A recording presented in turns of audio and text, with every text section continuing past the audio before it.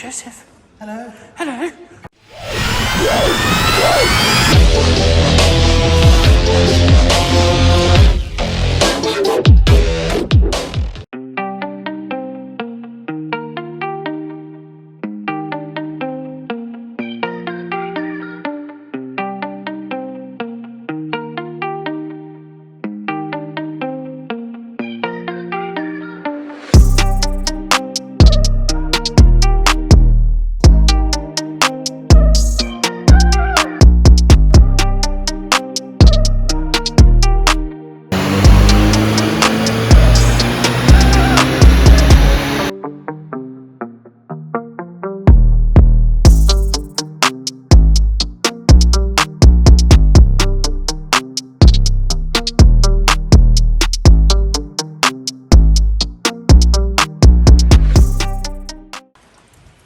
Alright.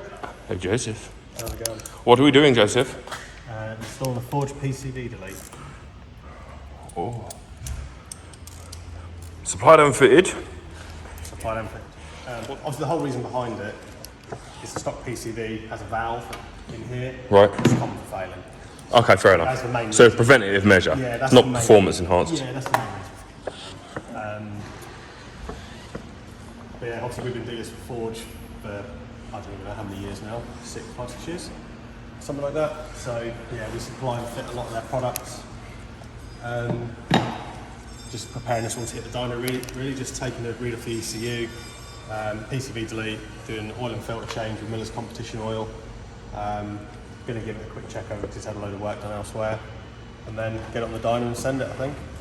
Full send? Partial. Partially full send? But are we going to turn up the boost? Yes. Oh. Oh. This makes me happy.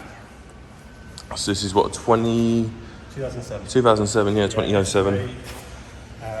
2 litre TFSI. Yeah, 265 horsepower.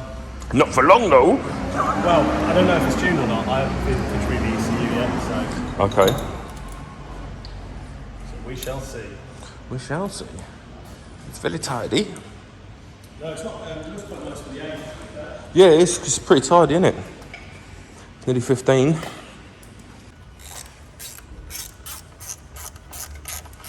Oh, to be fair, it's quite subtle, isn't it? Quite a sort of sleek little insert.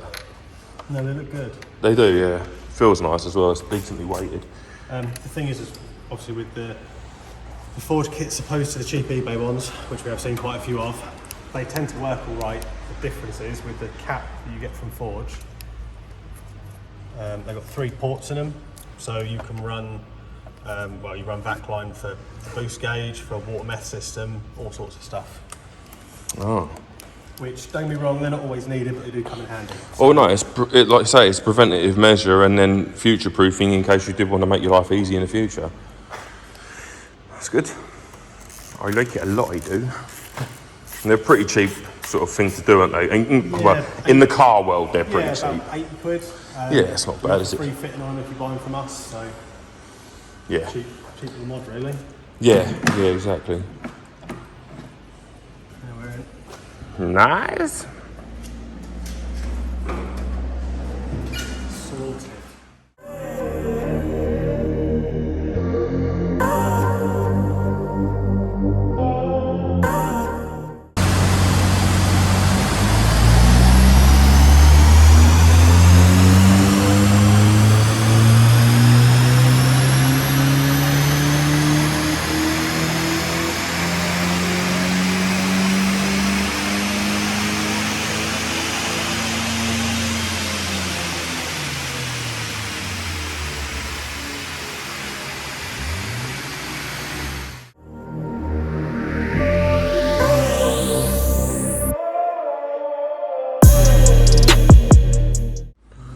So what were you saying about boost story? So it's hitting 1.5 at a peak, Yeah.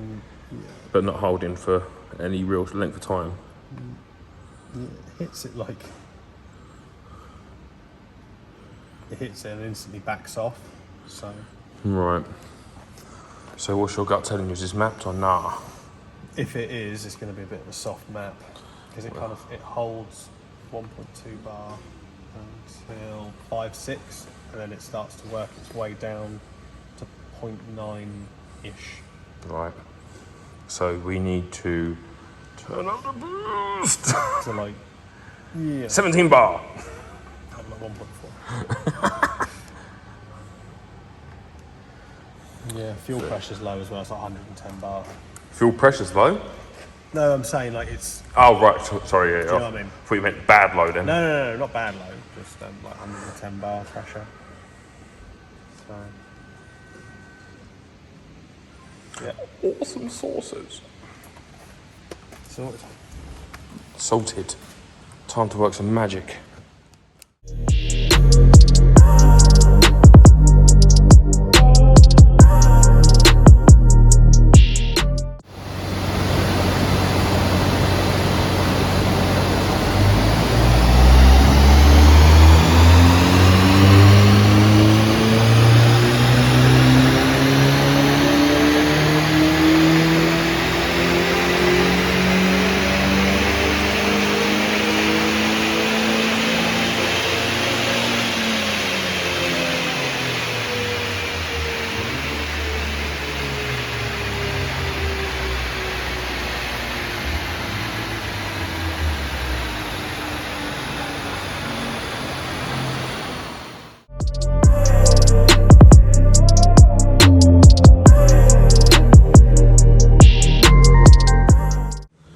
Right, what we're saying, Joseph?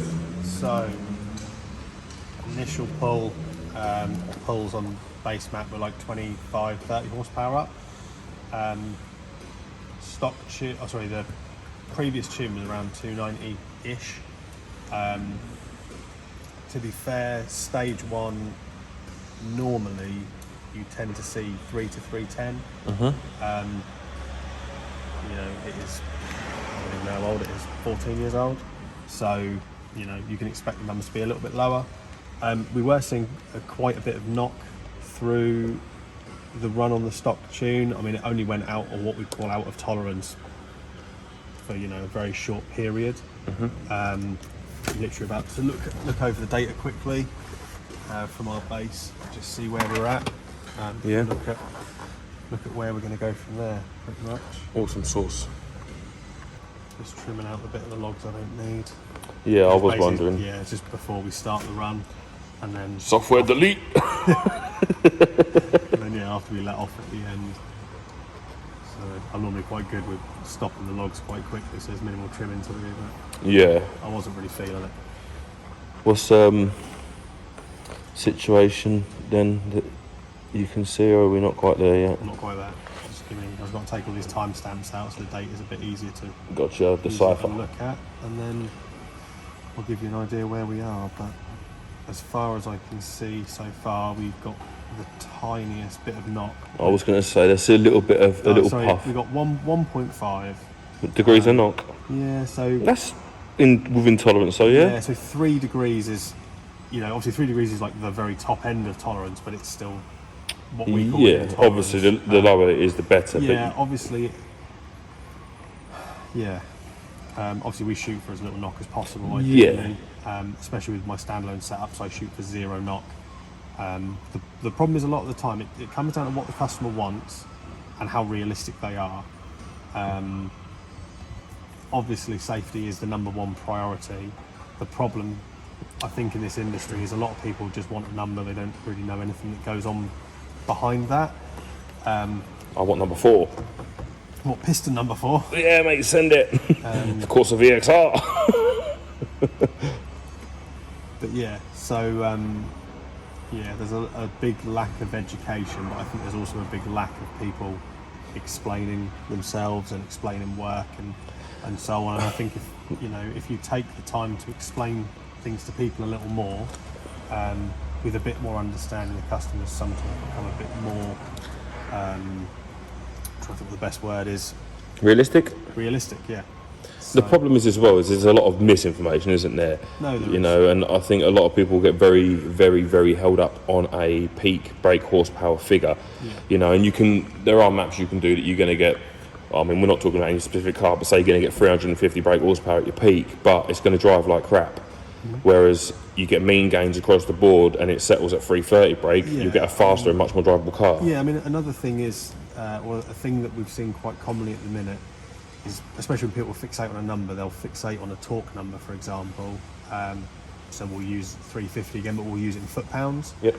So, you know, the graph will come up, it will literally look like a mountain. It will come up, hit 350 and drop straight off. And, you know, yeah, people can say, oh, I've got 350 foot-pound of torque. But you've got it for 300 RPM. Literally got it for a split second. They've not even got it for 300 RPM. It hits it and drops off straight away, which, yeah, you know, it's better to have it hold on a curve. If you look at the torque curve for this, it comes up, holds, and then tails off. I will go and show it in a second. Yeah, well, that's the thing, isn't it? I mean, you've got that torque throughout, you know, a big chunk of the rev range, and then it tails off slightly, as opposed to basically tailing off at a very sharp angle, like you say, like a peak of a mountain or something. I'll go and show that quick.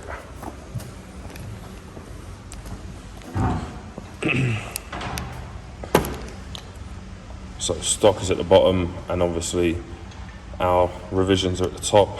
Red is power, blue is torque. But you see it mirrors the stock sort of software effectively, but we just make it better up. What we do is turn up the boost, as well as many other things, obviously. There's a lot more to it than just turning up the turbocharger pressure. Talking about it, there's been a lot more to it than actually just turning up the boost. You mean, you know, it's my favourite saying, but yeah, you know, the profile on the graph, basically what I said was that the profile on the graph, effectively, you kind of, it's mirrored stock. You know, the kind of the power levels and the peaks and stuff, it's mirrored the stock, which is a really nice graph. Even, for example, if this was running a true original stock file, that is pretty much what a TFSI graph, an average TFSI graph looks like. Yeah.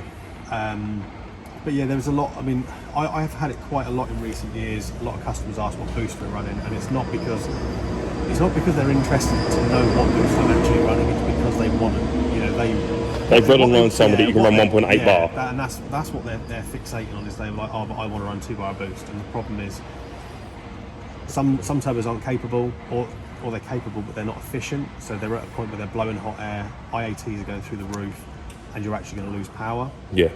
They neglect ignition timing, especially with obviously standalone. We do a lot of steady state searching for MBT, which is maximum brake torque. I mean, if you look at our Fiesta video, I think we gained like 80 brake horsepower before playing with boosts, didn't we? It was all timing related. Oh no, that was the MX-5. That was Tom's MX-5. Yeah, we did, because there was a point, I think, where we were still struggling with boost control, because there were some issues with the Fiesta. Yeah. But I put quite a lot of time into mid-range, because the company that had tuned it, even though it was blatant. Obviously, we're not going to name and shame. We don't do that sort of stuff. But basically, you know, somebody has claimed to have tuned it in the past. It was blatantly a base map. The throttle was not calibrated. I think at one point in the mid-range, it was running 3 degrees of advance. Which, if that doesn't scream base map, I don't know what does.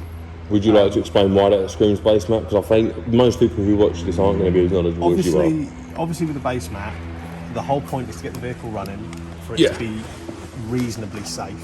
Obviously, until it's had a proper tuning session, you know, it might not be safe. I mean, we've had cars come in on base maps where they've been excessively rich, been excessively lean. We've never really, I mean, we've had them coming in knocking as well, which is pulling timing. Yeah. I mean, the idea, I guess, is just to get the car running so it can then be nursed. The idea. It's normally minimal boost, a very conservative and safe timing profile, a safe fuel profile. But I mean, I don't even think I've ever really seen base maps running timing that low in the mid-range, because people just don't do it. I mean, something like that I'd expect to see probably low 20s. Realistically. Yeah, so it puts it into, I mean, that's what puts it into context. If you're running 3 and you're expecting low 20s. Well, I mean, just as like a starting point, I started at 15 degrees. I changed that 3 to 15. Which, don't get me wrong, I know throwing 12 degrees of timing in does sound very blaggy. But like I said, I do a lot of setups where I consistently see a considerable amount more than that. So I felt 15 degrees was still a very conservative number. But yeah, like I said, you know, there is a lot of misinformation. There's a lot of people online who try and give advice who aren't qualified to do so. They're not qualified. They don't have the credentials I think a lot of it's Chinese whispers as well, because a lot of people's advice, which is so solidly founded, comes from someone else who, again, isn't necessarily, not necessarily qualified is the right term, but hasn't necessarily got any kind of proof to confirm what they think to be true. And it's Chinese whispers, and all of a sudden you've got people expecting to be able to make, I mean, we had someone, I'm not going to mention the car or whatever, but someone expecting to be able to make nearly 100 brake horsepower and about the same kind of torque over what was actually realistic and achievable at the point where they were, because they'd read it somewhere online. I mean, that's another thing, is companies overquoting to get work. Yeah, that definitely happens. Not a game we play, definitely not interested. If anything, we underquote intentionally. I mean, the problem is if you come to us, you probably know me, or you know a bit about my work or my history. Pole dancer. Stripper. It's very bad at it, hence the life of tuning, because stripping was so poor. My body did not sell very well. But yeah, it's, you know, obviously we do everything for long term. We want to see customers back. We want to see them with either the same car going for more power or with different cars. You know, we try and treat every car like it's our own with as much respect as we can. The problem is some companies do just want your money. They don't care about aftercare. They don't care about seeing you again, because they can charge enough to not have to see you again. Obviously that's not what we're about. You know, we try and be as informative as we can and try and explain. Obviously, you know, we're not going to show people, or I'm not going to show people how I tune, because that's what I've learned and I've developed, and that's how I earn my living. So, you know, but obviously I'm happy to speak to people about what I'm doing and try and give them as much insight as I can without obviously giving away trade secrets. It's not even that, it's just my logic and what I do. But yeah, it's a very, I've always looked at the industry as a bit of a snake pit. There's a lot of tuners who kind of bag on other people and say that they're the best, when that is very, very far from the case. And I've had cars from, you know, these particular tuners I've worked on, especially on standalone, and the work has not been great. And there's been vast improvements that could be made. Obviously there was a time as well before the YouTube channel, you know, that's only been going 3 months. And I've literally worked, you know, tuned thousands of cars before this. So yeah, it's a difficult industry, you know. I mean, I try and give competitors respect where I can. If they're a competitor I don't get on with, or I don't like, I just don't talk about them. It's that simple. Unfortunately as well, we're starting to see quite a lot of cars at the minute coming from other competitors where people have tried to get it done cheaper. Yes. And the results have not been not been great, they've been quite poor. I literally had somebody in all of 20 minutes ago with a similar situation. We've got the car booked in soon. Obviously I've said to him, I'm not going to say categorically it's down at the tune, it could be his car. And that's something I think people need to realise as well, is that a lot of the time, people are very easy and quick to blame the tune, and it's a double-edged sword, because sometimes it is. Well, I actually had this with a friend's car. Had it tuned elsewhere. I'm not going to say the car, because it may give away to some people who it is. It's a vehicle that we're a dealer for a particular specialist who cover this brand.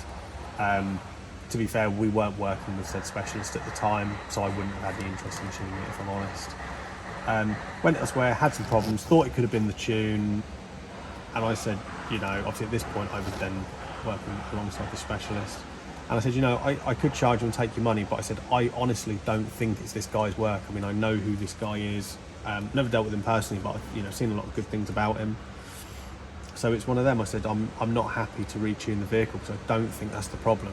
And he actually had turbo-related issues, just inefficient turbo. So, yeah, like I said, a lot of people are very, very quick to blame the tune for getting their cars 14 years old. Yeah. Or 12 years old. Or 12 years or old. 6. Or 10 years old. But this is the problem is, you know, even new cars have issues. And they've all led different lives. Your mate can have the same car as you, and they feel and drive completely different, despite the fact that everything is basically identical, because they've led different lives. No, I agree. And like I said, I think it's just, you know, I said this in a previous video, a lot of customers expect to pay a deposit, drop the car off, make loads of power. We wish it was that simple. I mean, don't get me wrong, there are a lot of cars that go smooth as silk, we have no issues. sometimes make more than we quote, and everything's sweet. But there are also a lot of times where cars are not what they appear to be. We have problems. There's a video of one coming very shortly. There is a video of one coming very shortly. Fiesta's another one, isn't it? By the time this video is up, that one will have already been up. Yeah. For some time, I imagine. But that was another typical case of issues. Yeah. Right, well, we've got more people arriving to have our lovely work done.